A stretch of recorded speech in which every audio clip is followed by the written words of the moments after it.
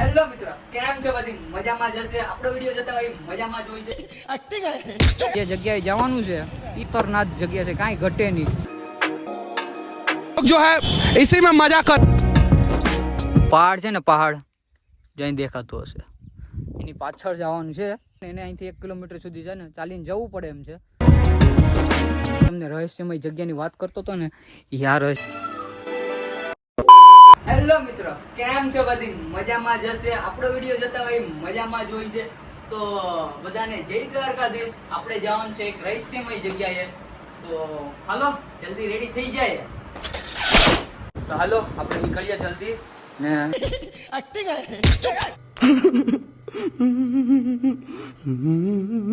એક ફ્રેન્ડને લેવાનો છે, એને રસ્તામાંથી લઈ નીકળી જાય. આપણે રેડી થઈ ગયા છે. હવે હાલો જલ્દી નીકળીએ ને, એ પણ આપણી રાહ જોઈ છે. એને લઈ નીકળીએ પછી આપણે.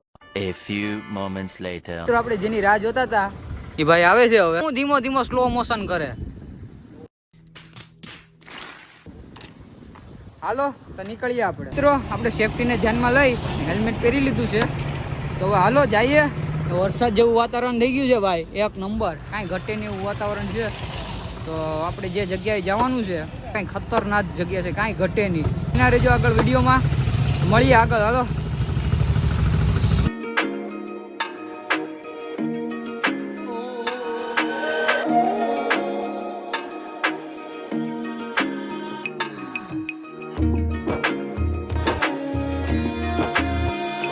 ये देख सकते हैं, ये भाई साहब लोग जो है इसी में मजा कर रहा है. देखिए, हाँ देखिए, ऐसे ऐसे लोग छुछुंदर लोग जो है रास्ते में मिलते रहते हैं.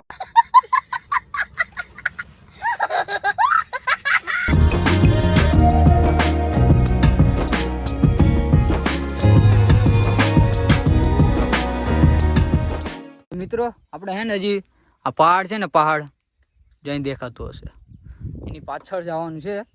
તો હાલો વિડીયોમાં રહેજો છેલ્લે સુધી. ને ભાઈ અત્યારે ઓફ રોડિંગ આવી ગયું, કાંઈ ઘટે નહીં એવું જોજો આગળ વિડીયોમાં આવીએ.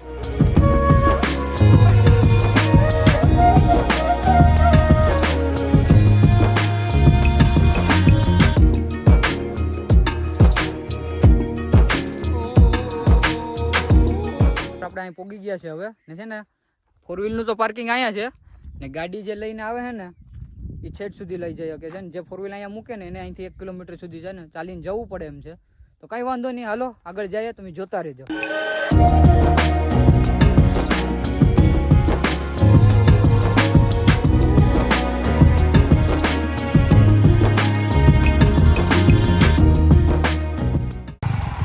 મિત્રો આ રીતના આવવું પડે એમ છે. અહીંયા ઢળાંગ છે ને આવી રીતના પર્વત ચડાવવાની છે હજી ગાડી.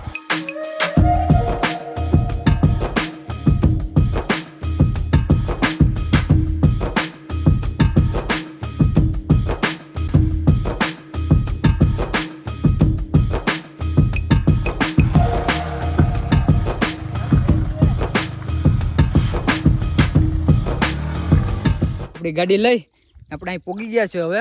ને તમે આ જોયું હશે નીચેથી ફોરેસ્ટર વિભાગ વાળાનું હોય છે અહીંયા.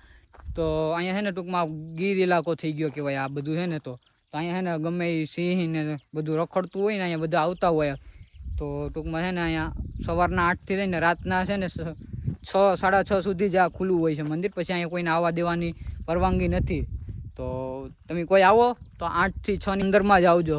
મિત્રો જે મેં તમને કીધું હતું ને ઉતરવાનું, તો છે ને અહીંથી હવે છે ને પાછું જેટલું આપણે ચડ્યા ને અહીંથી એટલો પાછો આખું પર્વત હેઠે ઉતરવાનું છે. અહીંથી જેટ આપણે છે ને વાં ઊભા હતા. તો કંઈ વાંધો નહીં, હાલો આપણી ગાડી અહીંયા પોગી ગઈ છે. પાછું આને ઉતારવાની છે હેઠે. છેલ્લે સુધી જોતા રહેજો, મળીએ આગળ.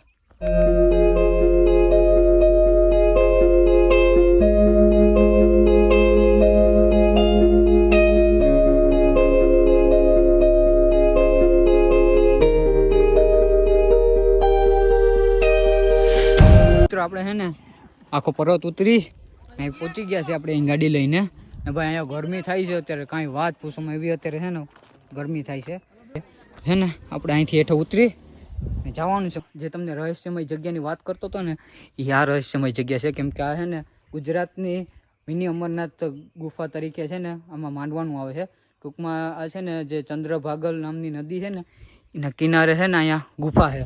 તો રહસ્યમય વાત એ છે કે આ જે ગુફા છે ને એની અંદર જવું હોય ને તો 50 ફૂટ અંદર છે ને આપણે જવું પડે એમ, બેઠીને જવું પડે એમ છે. તો જ્યાં ગુફામાં પહાડ ઉપરથી જે પાણીનું ટીપું પડે ત્યાં છે શિવલિંગ છે ને સ્વયંભૂત થાય છે.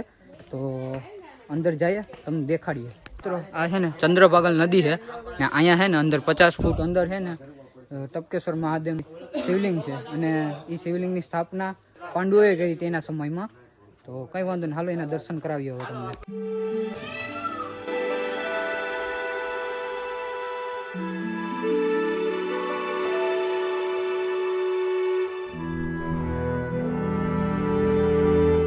ખાસ વાત છે કે આપણે જેવા અંદર આવીએ તો પહેલાં તો અહીં કાલ ભૈરવના આપણને દર્શન થઈ જાય છે અને આપણે મંદિરની અંદર જઈએ એટલે આ મંદિર છે ને પહેલાં તો પાંડવો સમયનું મંદિર છે. આ આપણે ધીમે ધીમે 50 ફૂટ અંદર ગુફાની અંદર જવાનું અને પછી છે ને નમતું જવાનું ને અહીંયા છે ને મહાદેવની શિવલિંગ છે જ્યાં પાણી છે ને સતત ટપકા જ કરે છે એટલે ટપકેશ્વર મહાદેવ નામની છે ને આ શિવલિંગ છે.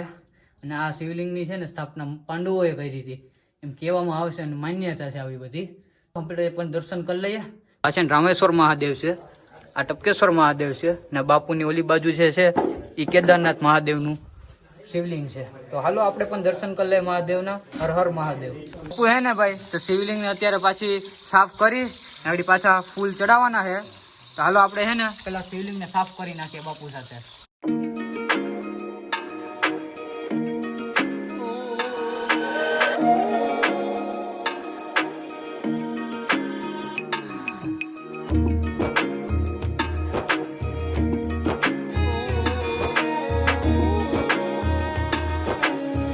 આપણે હે ને મહાદેવની સાફ સફાઈ કરવાનો મોકો મળી ગયો છે આજે. તો હાલો સાફ સફાઈ તો થઈ ગઈ છે. હવે એક બે સિનેમેટિક શોટ નાખી તમને દેખાડીએ.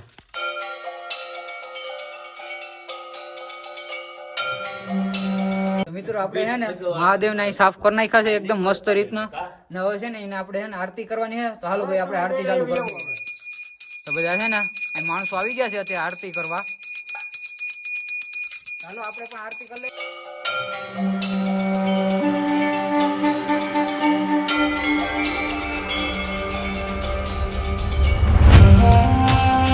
આપણે અહીં મહાદેવની જે શિવલિંગ છે ને અહીંથી પાણી છે ને અભિષેક થતું જ રહી છે.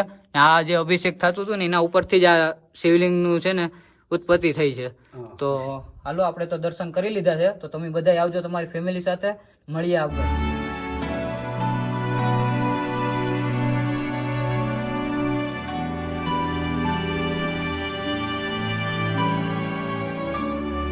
અહીંથી છે ને દર્શન કરી લીધા છે.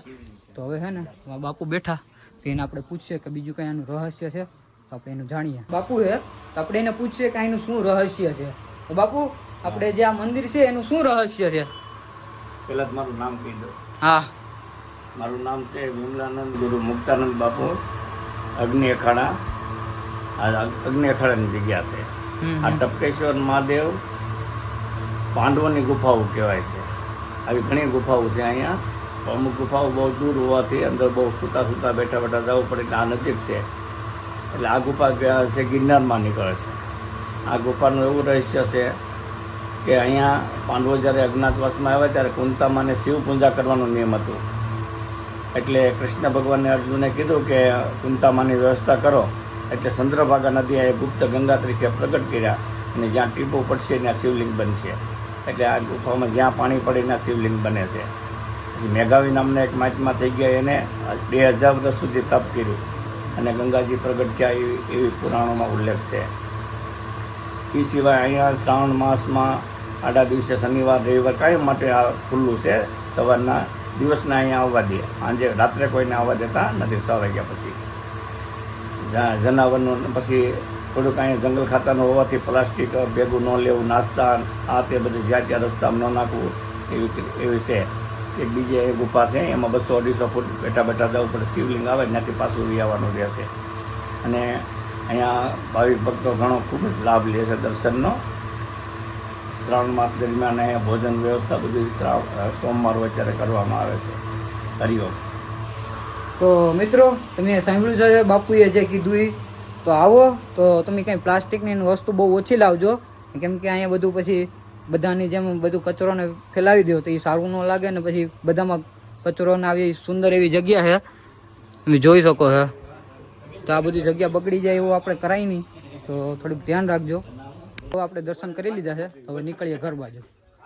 આપણે ગાડી આવી ગયા છે, હવે પાછું આ બધું સડી પાછું ઘર તરફ નીકળવાનું છે. તો હાલો મળીએ ઘરે હવે. ચાલો ઘર બાજુ નીકળી ગયા છે, હવે મળીએ ઘરે હવે.